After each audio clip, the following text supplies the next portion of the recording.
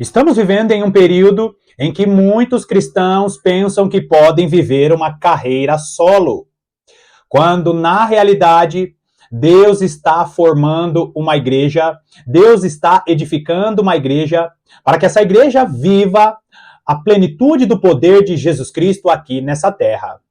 Deus pode fazer grandes coisas em sua vida de maneira individual, mas existe um poder reservado para uma igreja que está unida, para irmãos que congregam, para irmãos que buscam a presença de Deus, convivendo juntos, unidos em um mesmo propósito.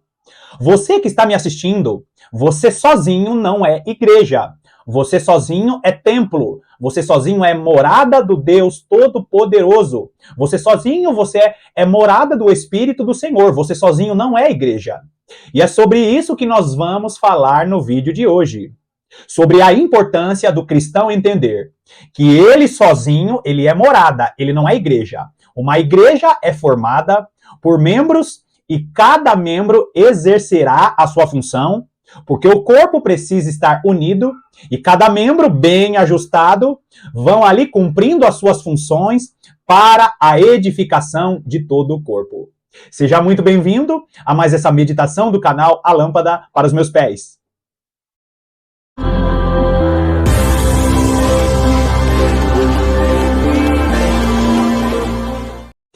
Existem muitos irmãos que são piedosos, existem muitos irmãos que são fiéis à palavra de Deus, mas não conseguem congregar por vários motivos. Alguns irmãos não congregam por causa das decepções que sofreram nas igrejas que frequentaram.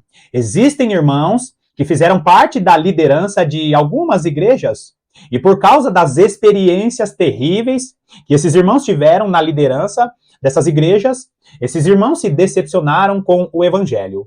Alguns irmãos até culpam a Deus por causa das más experiências que tiveram em algumas igrejas.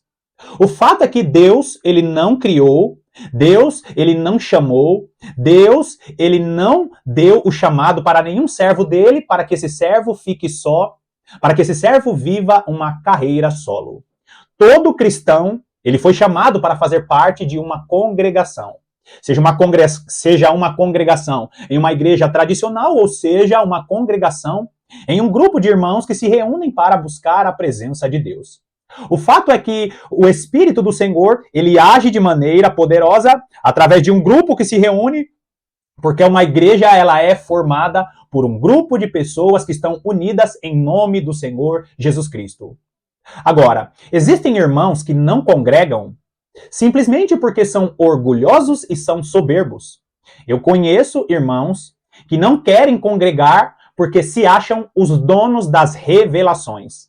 Existem muitos irmãos que identificam erros, e tem muitos erros nas igrejas tradicionais, eu sei disso.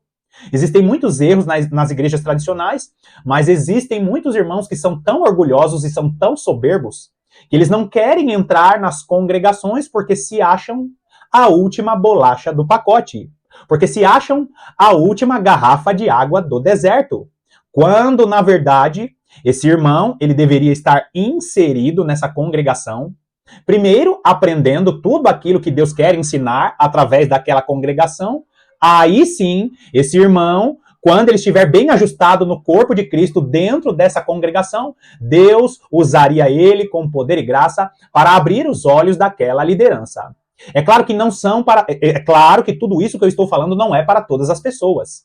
Nós sabemos que existem congregações que têm os seus olhos fechados, nós sabemos que existem muitos líderes, muitos pastores, muitos líderes religiosos que não querem abrir os olhos, abrir os olhos, ficam no engano, ainda ministram coisas antigas porque não meditam na palavra de Deus.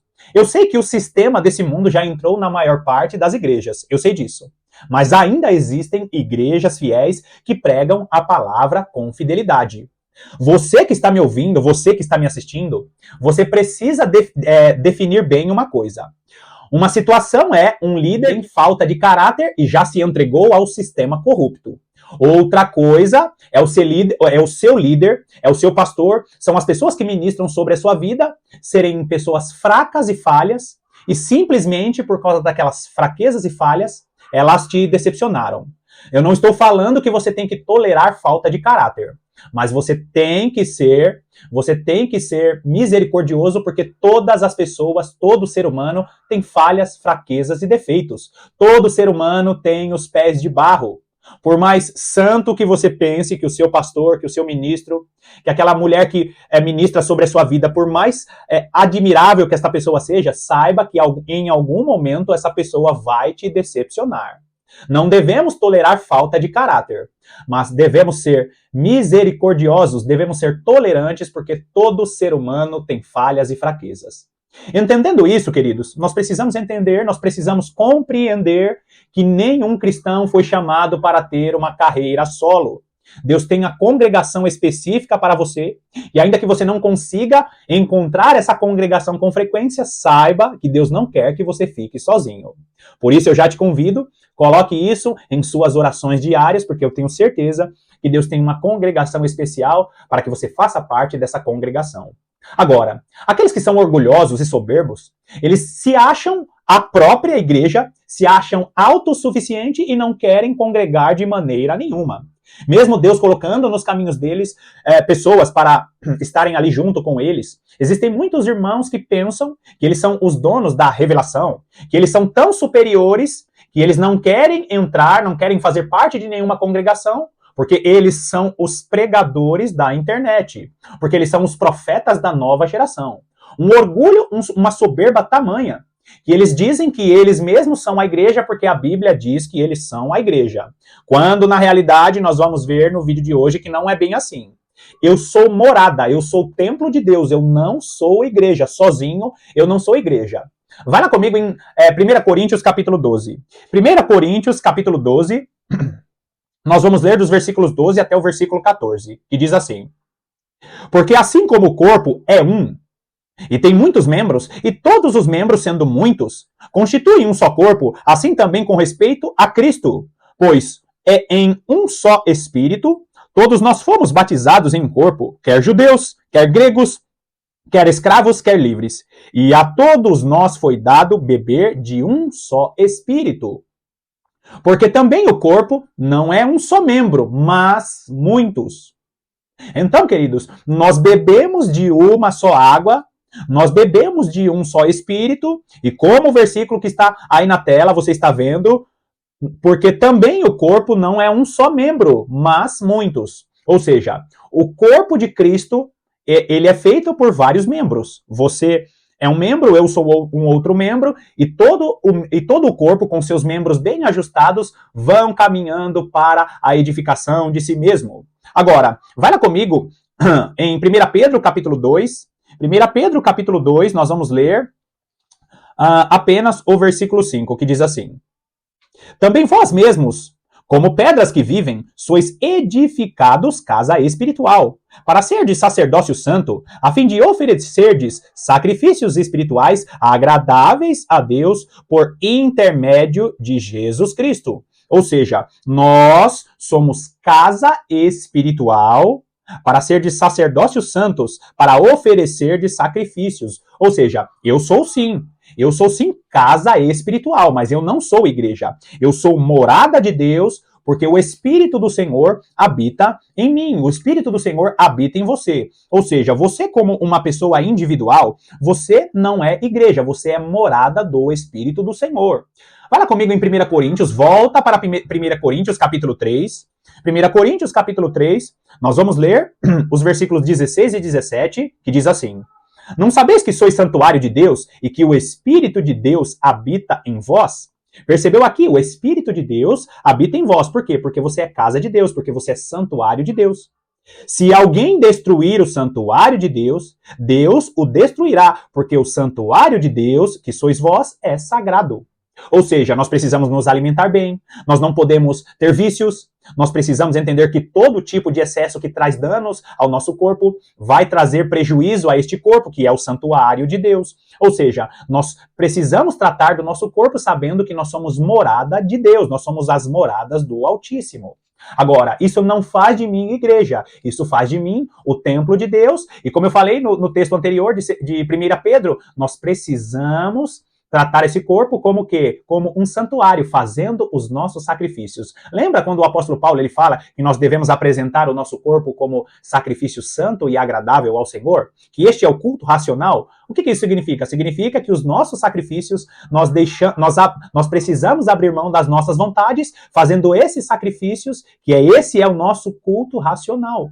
Hoje nós não fazemos mais sacrifício de animais, mas nós abrimos mão de nossas vontades, de nossos desejos, usando isso como sacrifício, porque este é o culto ao Senhor. Nós damos o nosso corpo como sacrifício santo e agradável. Agora, vai lá comigo, continua em 1 Coríntios, vamos agora no capítulo 6. 1 Coríntios, capítulo 6, nós vamos ler os versículos 19 e 20, que diz assim: Acaso não sabeis que o vosso corpo é santuário do Espírito Santo, que está em vós, o qual tendes da parte de Deus, e que não sois de vós mesmos? Você percebe aqui como o nosso corpo é importante para Deus?